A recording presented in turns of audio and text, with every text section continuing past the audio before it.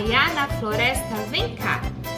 O mês de junho chegou e na floresta vem cá os bichos se reuniram para planejar o arraiá.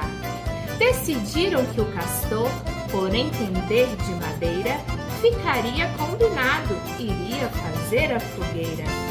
A galinha e a pata, cozinheiras de mão cheia, fariam a comilança para todos encherem a pança.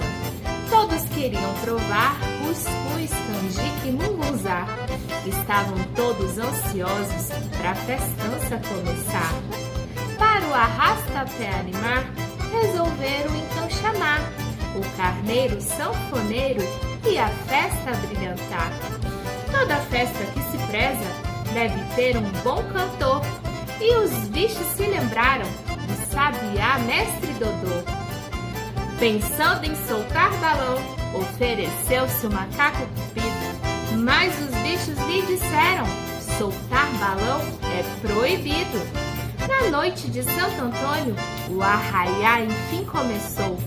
Todos só foram para casa assim que o dia raiou.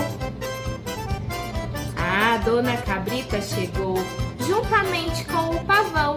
Os dois vestidos de chita causaram admiração. Por prezarem a amizade, divertiram-se de montão. A festa foi muito animada.